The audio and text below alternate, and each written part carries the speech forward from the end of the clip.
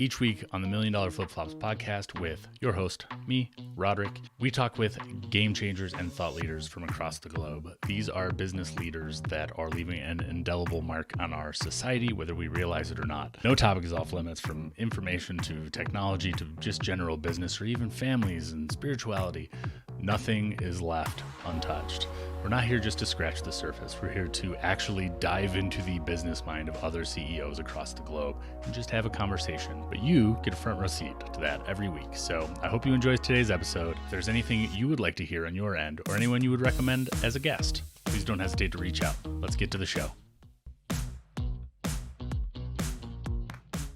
Where did you go wrong in you built a thing that ultimately you go, this is not it, and you had to pivot? Have you had that experience? There's probably like three times in my life where like I had to pivot because life just felt wrong, right? Like I can think about, when I moved back to Ontario from BC, heaven forbid if any of my BC friends are listening to this. If you're still friends with me, this doesn't apply to you. Half of the reason I left is because I realized I was in a kind of a world that I didn't really fit in. I loved where I lived and all that stuff. And I did really like what I was doing. But the people I had surrounded myself with, especially in one area when I first moved to BC, they weren't good for me. Like there was too much partying. There was too much like superficialness. We were having fun and I was in my mid to late 20s. But at one point I woke up and I'm like, why am I partying so much? Why am I drinking so much? I was like, oh, I don't actually like the people I'm surrounding myself with. No, like I'm not lifting them up. They're not lifting me up for sure. And I'm just doing status quo just to fit in. Right. Yeah. So I just okay, I'm done. Resigned from my resort, moved elsewhere in BC, met a much more aligned group of people who are a lot more positive in nature. And it was more than just partying and drinking. And it was a better lifestyle. And even at that point, that kind of wore thin at some point too, where I decided to move back to Ontario for multiple reasons. But that first move mid BC, when I was in my mid to late 20s, I was like, I have to move myself out of this situation because I'm not going to move myself forward. I'm not going to grow in the situation I'm in now. And if I don't fix it, the road for me is dark. Yeah. So that one for sure. And then basically my whole life, other than starting my entrepreneurship journey, was in luxury resort management. And so when I moved back to Ontario, I came to a prominent resort here in Ontario and was there for 5 years as their senior event manager. And anyone who's ever done the world of resorts, being a resort kid, as you say, because I started in resorts when I was 17, 18, it is a hard lifestyle. You're always on, and I did a 4-year stint on cruise ships too, right? So you're always on, and I love the work and the job, but there's a lot of politics. There's a lot of long days, 16, 18-hour days. And you do the math, you're getting paid $1.98 to every hour you work. And you're not seeing bonuses. They're going to your management. Everyone else is reaping the rewards of your success and your hard work. And met some of the coolest people though, got to do weddings for celebrities and things like that. So that stuff was cool. But I bought my first house when I was 32. And I vividly remember in August of that first year, it was 11 o'clock at night and I was trying to mow my lawn in Crocs in the dark with a push mower because that was the only opportunity I had to cut my grass. And heaven forbid, I did not want my neighbors to think I was not taking care of my house. And I was like, something has to give here. This is not So ideal. That was the defining moment. Not necessarily that particular moment, but it started. But then I met I say husband in quotes because we've been together for 11 years, but we're not officially married. But I met him that next season, that next summer. And then I had a reason to try to be home on time for dinner. And I had commitments to go and spend time with his family. And it was more than just me going to work and sleeping and going to work and sleeping and that. There was more to life at that point. And I was breaking commitments, right? I was showing up late for dinners. I was And I was like, this is not the world I want for myself. Like, I do not want to be giving 90% of myself to a corporation over here when the people in my life who I really do love, who really do matter, who really do hold me up and support me are getting 10% of me at best. Right. Like that just became unacceptable to me. And I ended up I missed a dinner and I was like crushed. I was like, I'm done. That's not happening again. Like, and so then I started putting in motion how I was going to exit and what that looked like for me, because I don't come from a family of entrepreneurs. But my husband's father is a serial entrepreneur. So I started to get exposed to what it could look like to have like your own business and be more in control. And so started like having bigger conversations with him and thinking more about it. And then I remember I registered my business like in November, but I didn't resign until February. So I like started like to pile away the cash. I started to make the plans and all that stuff. And yeah, just kind of pulled the ripcord and just went, nah, see if it works. So, I talk a lot in the book about how I don't think people are afraid of change. The people I work with are not afraid of change. They're afraid that their decision is going to be wrong and what the impact of that is going to look like for their life. So what gave you the confidence to take that first step? So I think I'll go far back and give most of the credit to my parents, because I was brought up very much in a perspective of give it a try. If it's not for you, all good. We'll figure it out, right? You want to try that sport? Go try that sport. You want to go and take this day trip? Let's go do that. So my family was really good at encouraging me to kind of step outside of the box, which was also unusual because I grew up in like the 80s and 90s and I was an only child. Like my friends thought I was crazy or my parents were crazy because I was allowed to like try things and like have that sense of like safety net where most of them were like, you're not allowed to leave. But like I started like when I was 7, they sent me away to summer camp in Northern Ontario, like 7 hours north of Toronto on an island in the middle of God knows where for 2 weeks at 7 years old. I'm like, just figure it out. We'll see you in 2 weeks. And I stayed going to that summer camp until I was 22 as staff. Wow. That's so awesome. right. Some of my bestest friends are from that area of my life. So I had that, right? Like when I decided I wanted to try cruise ships, my dad was like, hell yeah, go for it. If it doesn't work out, we'll see you at the airport. We'll pick you up. So the support network really having 100%. That base, yeah. And I remember when I told friends I was going to go and do cruise ships, some of my friends thought I was batshit crazy. Pardon my language. Is that okay? Do you want me to redo that? No, it doesn't matter. I figured. They thought I was like out of my mind. And all of their comments were like, what if you hate it? What if it doesn't work out? Like, I come home. Yeah. What a concept, right?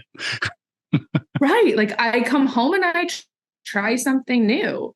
And when it came to like starting my own business and even like making decisions in my business, even like kind of pivoting who I serve and stuff, it's always been like, okay, well, if this doesn't work, we just go through the process again, right? We just pivot again and we do the deep work. We figure out what's calling to us. We figure out what we feel is the next right best step. And I think that that's really the only thing we can do is do what we feel is the right next step and trust that you'll catch yourself and your support network will help hold you up if it doesn't work out. And like when I left my job and started my own business, one of my biggest things, and again, people back then thought I was crazy because they just weren't exposed to that kind of like, oh, we'll just figure it out, right? They instantly just assumed it would be a failure, right? Why would you start your own business in this economy? Oh my gosh, like you're leaving a secure job. You could be here forever. And I'm like, yeah, that's what scares me. I don't want to be here forever. Right? Yeah.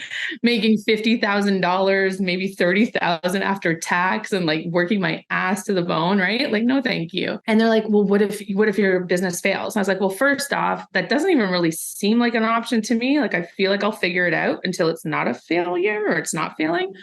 But even if I decide at any point that being an entrepreneur is not for me, I have full confidence in myself to know that I am very employable. And those people who were saying that to you, that's why I always caution who you should take advice from and why it shouldn't be the person close to you, and their lens is so different. And if you look at corporate people versus entrepreneurs, I've been an entrepreneur, all but 3 years of my life. And it's the scariest thing in the world to me is to have a boss with all the power over my future. That is not security to me. No. As an entrepreneur, I have to screw up hundreds and hundreds of times in order for it to fail or to not have a job. Versus Bob comes in tomorrow and tells me, sorry, bud. That is scares me to death, but people in that position, they don't look at it that way. They look at entrepreneurship as the scariest thing in the world. And what if you fail? And they're worried about what people will think about them if they fail. I would say that is probably, when I think of the people in my world who gave me that resistance and weren't supportive, that was more about it. That was more their motivation, if you will, is that well, what will people think if you fail? I don't care. I'd rather people look at me and say, there's somebody who's trying, versus being another person who kind of just hangs out in the corner, right? And just does what I'm supposed to do. And I won't say I've always gone against the grind, but I've never prescribed to the whole expectation that, by 25, you should be married and starting to have kids and looking for the white picket fence. And I was like, no, first off, I'll get married when I find the right person, not because I'm 25, because that seems like a disaster in the waiting, right? But if I'm not married when I'm 80, there's probably a reason why, right? That stuff doesn't, I didn't want to do things on other people's timeline. And I also had the encouragement, especially from my father, to get the experience while I could, before things like a family and a house and more commitments came. It was always get the experience while you can. If it doesn't work out, doesn't work out, but you'll be somebody who can say you tried, rather than being in your 50s and saying, man, I wish I took that job in BC. I wish I tried cruise ships. I wish I traveled more. Because you can't change that. Yeah. You can't get back your 20s when you're in your 50s, as much as some people try. Well, how wrong we are in Western society. We follow what society tells us is success, whether it is success for us or not. And you look at my life. I mean, I'd have hundreds of millions more dollars if I didn't travel as much as I have. But I also know that I don't want to be 80 and I'm not going to bungee jump Victoria Falls Bridge in Zambia when I'm 80, but I did it when I was 28, but that idea that you're going to buy back your health, you're going to buy back your energy, you're going to buy back your loved ones who aren't there anymore to experience these things with you. And now I'm starting to see friends of mine who are having those revelations themselves. And it's painful to see them going through it, because I know they can't get back 30s. I know they can't, go back on that trip with those 4 friends who now are no longer connected. All those things that they sort of missed out on or decided not to do out of a place of fear or being in, discomfort or finances, whatever it is. And I can see I want to say regret, but it's almost more like a longing, if that makes sense. I talk to them about some things. I'm actually really careful about some of the stories I share with them and talking about my past, because I know it actually brings up sadness for them, because they knew that they had opportunities. I had a friend who had the opportunity to go do cruise ships and chose not to do it because they were just too scared. And now they hear me telling them that's some of the best years of my life and some of the most incredible people and learning and experiences I had. And I can see as soon as it comes up, it's sunken feelings. And I'm man, you can't really fix it other than starting to live more intentionally now, right? You can't fix what's happened in the past, obviously. That's it. You nailed it there. Because the people that know there's a better way and still don't change, that's where you can't help those people. I didn't do all these things in my 20s and 30s, and now they're 40 and they're still not doing the things they say they want to do. And 10 years from now will be the same, and 10 years from now will be the same, and 10 years from now will be the same. Yeah. I saw a quote actually on Instagram. Yeah. Maybe yesterday, or the day before. And it made me think of you because it was the scariest thing is not taking an opportunity. The scariest thing is being in the same place you are today, this time next year. So tell me about, as you're building this business, how long's Scarlett and Company been a thing? So I rebranded my original business, if you will, which was more about tech integration and operations support in February of 2019 is when I incorporated Scarlett and Co. and started in on this mission more towards customer experience. And that was driven more by just narrowing down your avatar. Yeah, it was. This is going to be funny to say because part of the catalyst, so it was getting more focused on how I could make a greater impact and bring something more to the table for others. But a lot of it actually came from good old Amber, the common thread. When I started working with her years ago and helping support her business, this is now probably 6 years ago or so.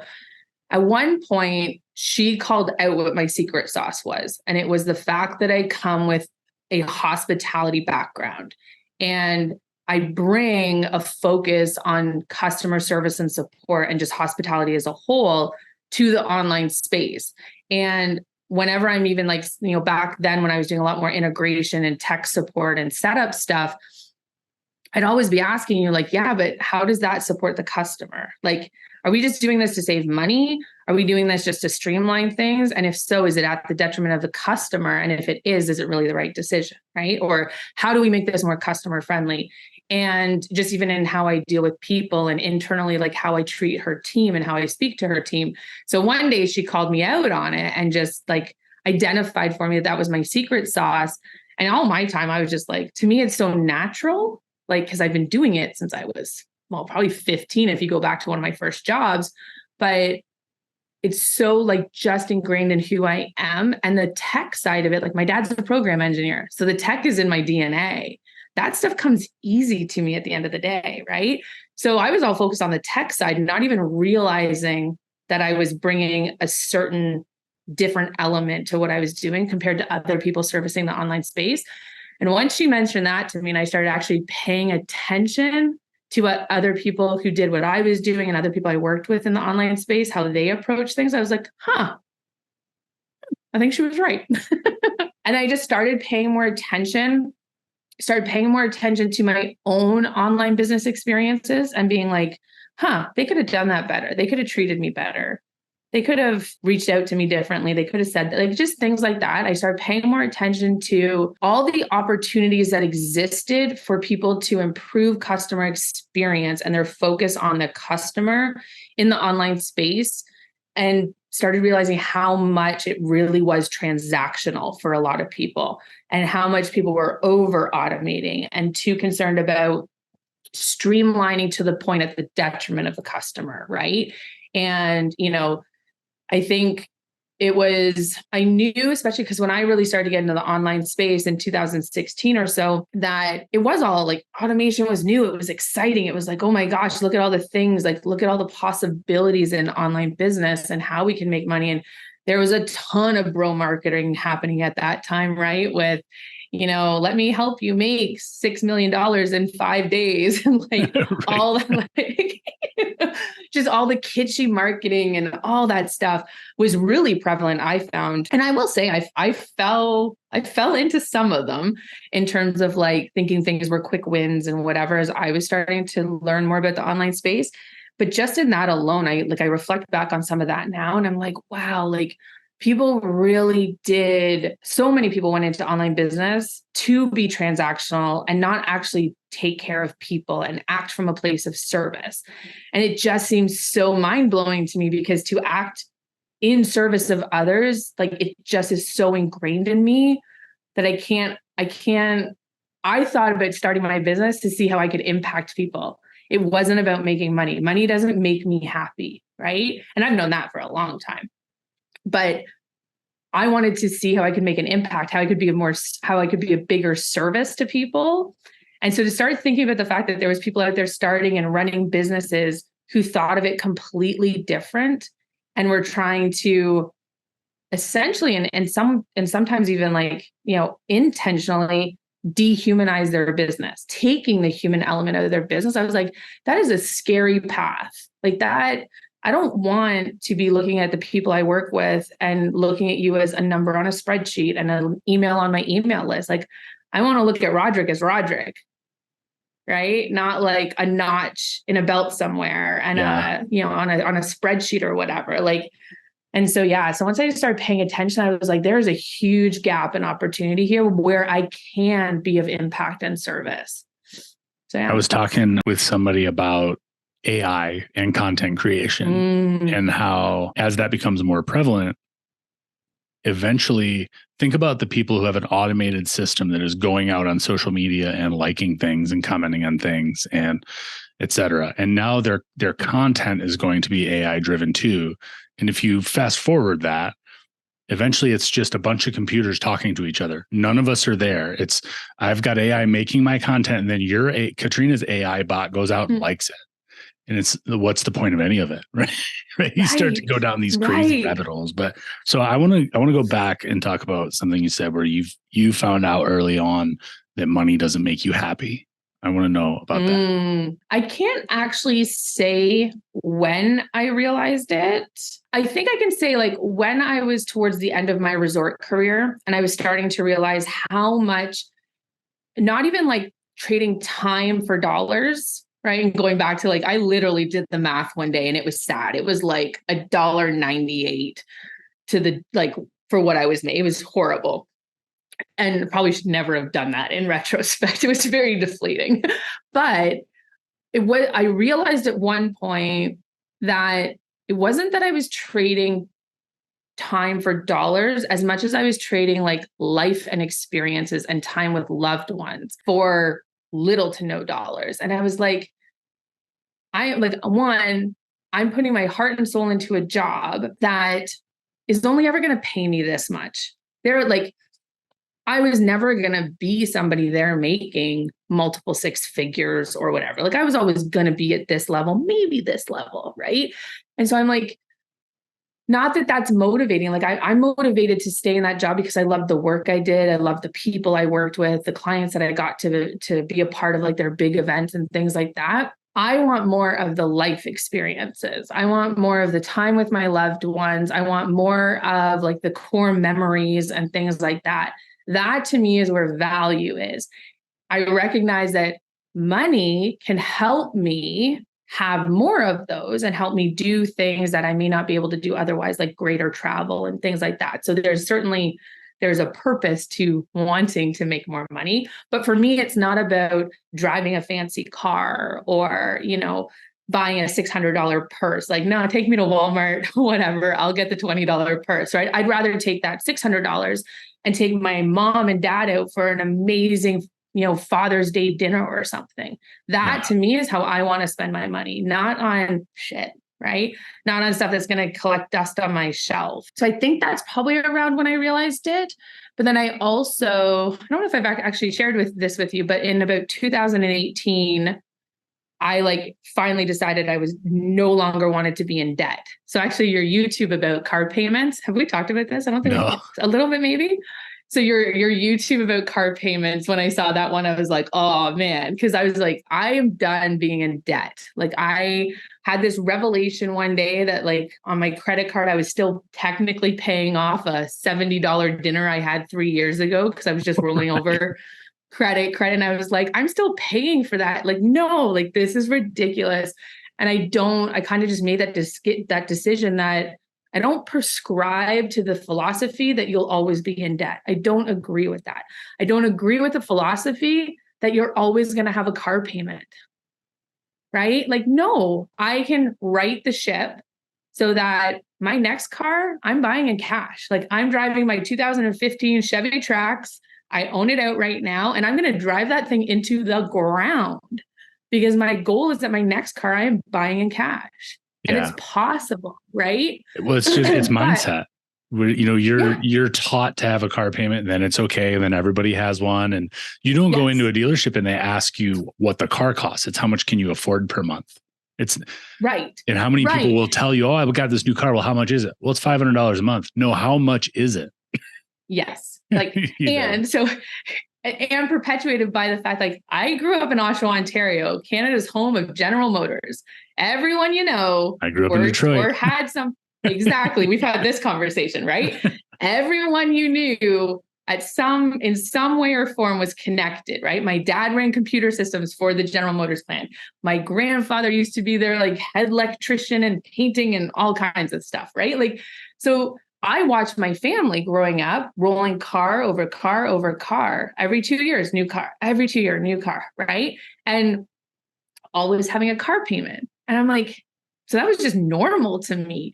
And then all of a sudden, like, especially once I bought my house, because at the time, like, I was single, trying to, on what I now consider not the greatest salary, trying to live life and pay for a house, not just a mortgage, but hydro, property taxes, like all the things that come after you buy the house, Mm-hmm. right? And I'm like, this doesn't have to be the way it has to be, right? And the car payment thing was a big one for me. I'm like, I don't want to agree to that anymore. I've agreed to that for 40 years or 35 years, right? I'm like, I just have to I have to right the ship and get ahead of it.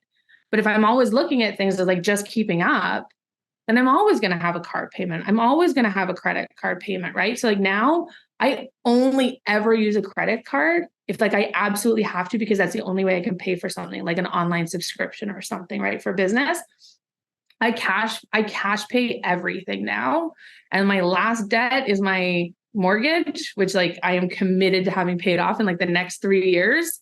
And from there, like mortgage free, car payment free, right? Because then all that extra money, the interest you're paying, that then I can go towards experiences and time with family and doing things I want to do, and even maybe supporting efforts that I want to support. But I can't do that. I can't give to charity. I can't donate. I can't, give back financially if I'm stuck in a massive credit card payment every single month and just keeping my head afloat. Like how can I help others if that's the situation I'm in? Yeah. You know what I hear on this side, that is a continuous thread and it goes from you being willing to jump ship and start your own thing, or to go out on the cruise experience, or to not drive the newest car, or not be afraid to fail.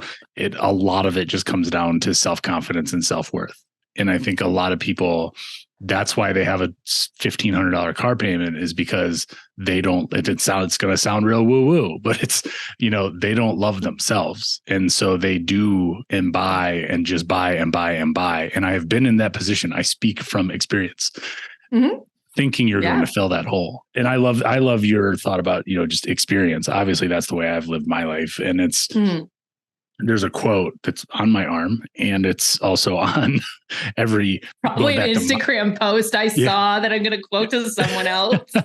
Going back to like MySpace, it's on everything. Is the cost of anything is the amount of life you exchange for it. And it's a Thoreau quote. And it's, I leave a lot of podcasts when I'm a guest that way. And I think it's something we all need to think about. It's not $80. It's 2 hours of your life, 4 hours of your life. It's, if you start to look at things that way, it just gives it a completely different lens. Yeah. And I think if you start, I think in my mid to late 20s, I got really good, and I don't necessarily know what like caused this, but I got really good at observing what was happening around me. Like I started paying attention to like what was bringing joy, like true joy and fulfillment to people around me. What I saw other people wasting stress and time and money over, like the keeping up with the Joneses, right? Buying the brand new car, and friends in like, my early 30s who were doing these lavish trips, even though in the background, I knew that they couldn't afford it. I knew it was being paid by a fourth or fifth credit card. Instagram doesn't show you that.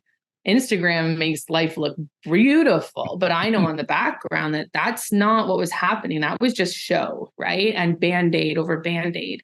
And like, I started really paying attention to people who, and some of these people like, are in the online space, right? Not necessarily people that I can go and have dinner with tonight, but paying attention to people who truly had joy and fulfillment and how they were getting it. And then on the flip side, what was bringing other people down? Because my dad does not remember saying this, but I got laid off from a resort when I was like 18, 19. And it was, like you said, the boss came in one day and said, thanks for all of your hard work, everyone. We're going to close shop for the winter.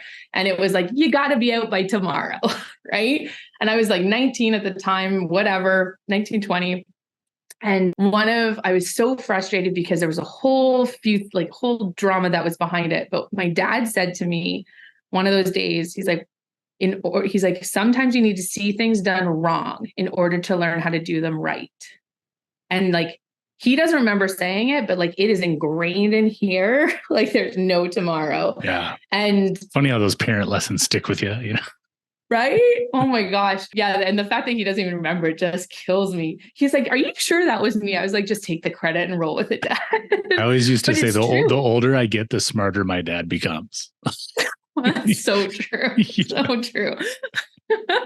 But I started like, I think a lot of it, like when I observe things that other people are doing where they're not fulfilled with joy, they give the perception that they're happy, but they're not. When you get into real conversations with them, they're not. And just seeing like, I try not to spend much time on social media for that reason of, I know so much of what I see, especially people I know putting online, is not true to form. And that just makes me sad. It makes me frustrated. So I try not to go down that rabbit hole. But when I started paying attention to the people who really were seeing joy and fulfillment and paying attention to the ones who were going down a wrong path, once I could see like these people are spending time on this, this, and this, and it's creating stress and anxiety and overwhelm. That's not what I want. I want this over here. Right. And so I was watching people do it wrong to then be able to say like, that's not my path. This is my path. Yeah. Right. I still get it wrong. Don't get me like, I still waste money on something I shouldn't. I still am not the most confident person in the world, even though some people think I am. Like I'm confident in some areas and definitely not in others, but better than you used to be. That's all that matters, right? Oh, ideally I would hope so. Yeah. But like, it's that whole like adage too, like, man, if I could tell myself when I was like 18, right? If I could go back and write that letter to yourself at 18, I remember being 18 and like a teacher saying that. And I'm just like, oh, whatever, that's ridiculous. Like now I'm like, man, there's so much I would have told myself back when I was 18 now. Ooh. Yeah. So with all of this experience, and valuing experience over money, et cetera, how are you building your business now to guarantee, I use in quotes for those listening, that when you're 80, 90 years old, you're not on your deathbed saying, what if my whole life was wrong? I think for me, when I'm trying to make decisions in my business, I am trying to make sure that everything I do aligns with who I am at my core.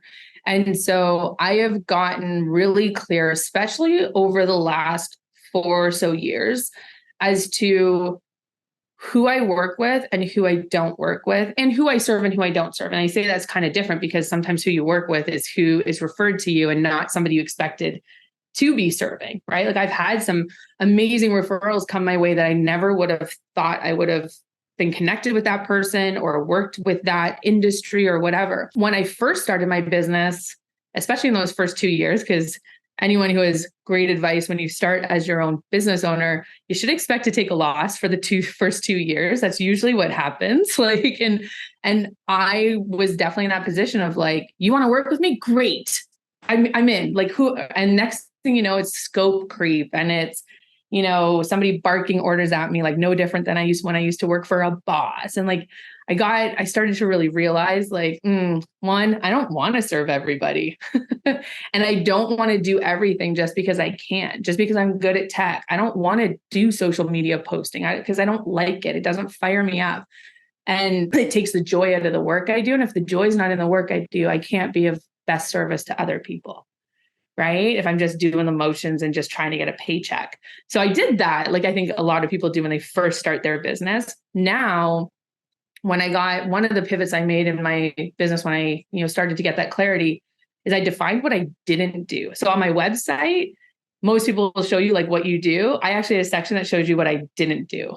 So if you're looking for somebody to do web design and social media, I'm not your gal, right? And I was very clear and transparent up front to like weed out the people who were going to look to me to do scope creep and take on projects that I wasn't aligned with and all that stuff.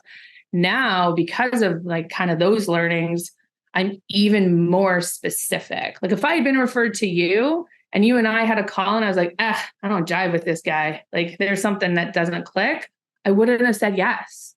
I would have been like, you know what, Rodric, cool dude.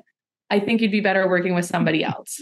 Yeah. Right. But like, I wouldn't have just taken the business just to take the business, because if I don't believe in what you're doing, if I don't believe in what another client's doing, how can I actually really make impact for them and really be of service and be looking at things in their best interest versus it being transactional, right? Like Sure. I want to wake up in the morning and be like, how can I be of better service to Rodric?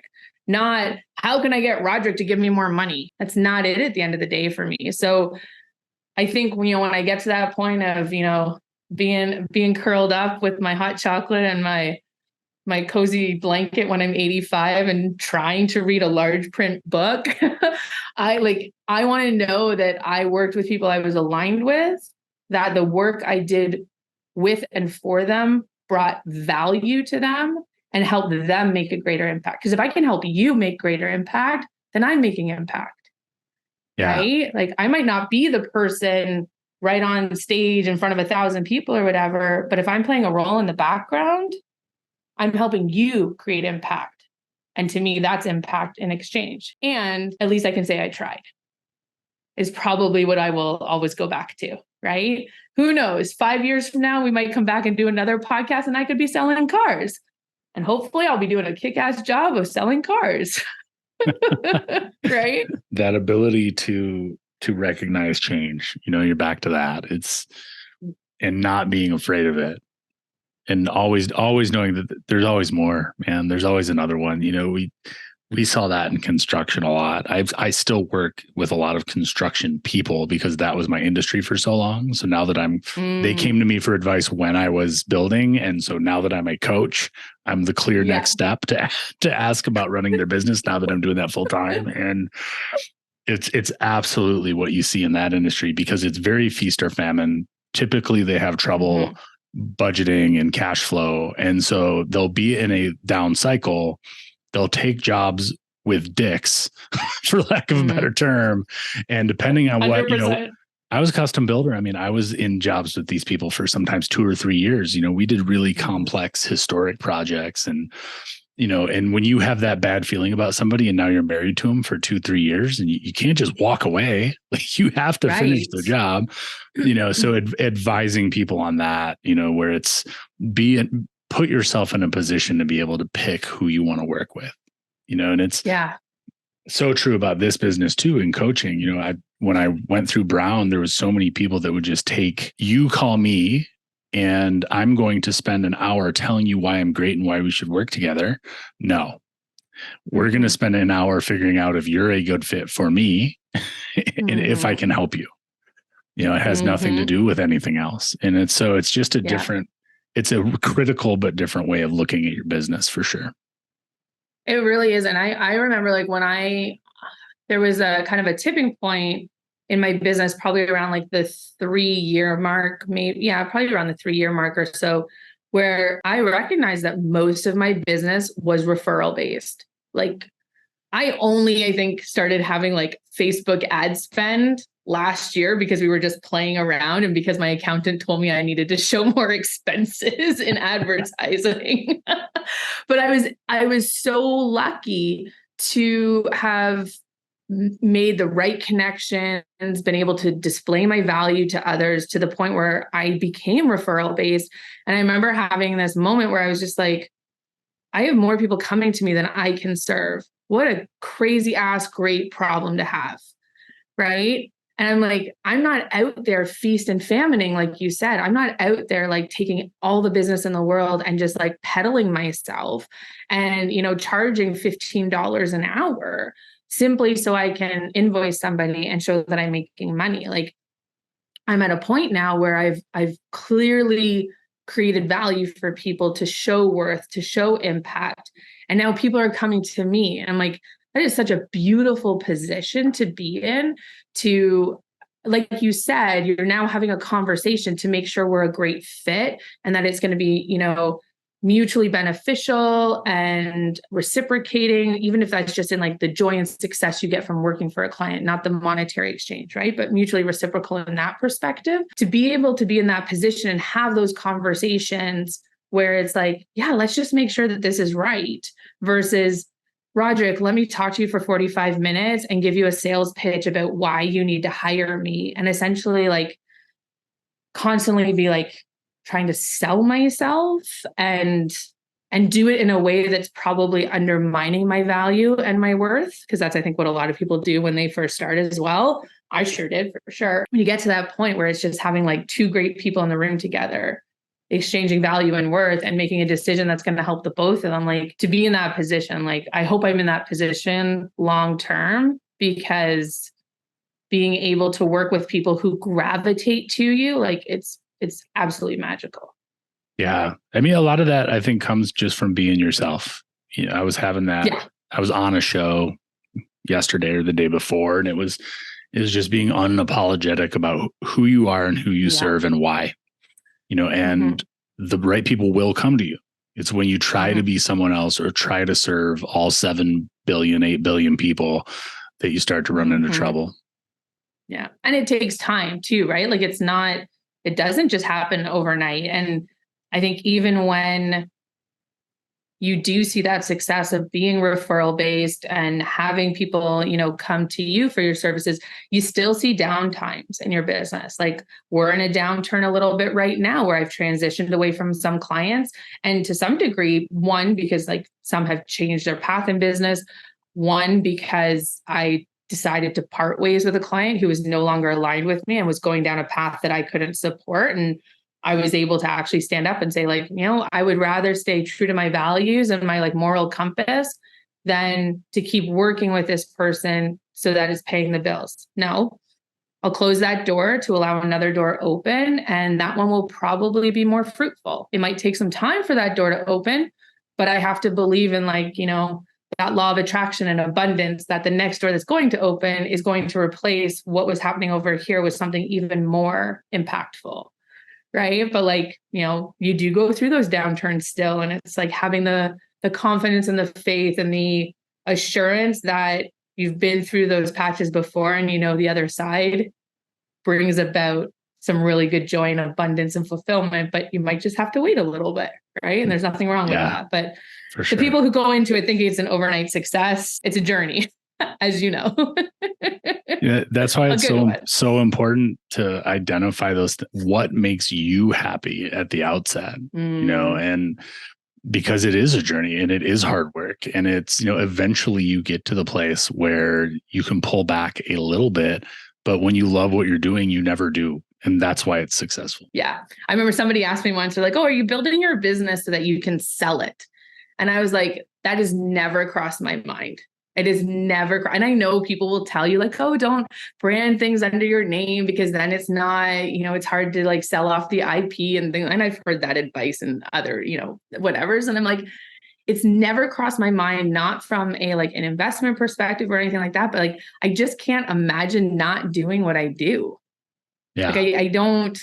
Yeah, I'm sure like everybody else, I have some days where I'm like, yeah, I'm going to work from the couch today. Today's not so much like a get dressed office day, right? Which is the luxury of being a business owner.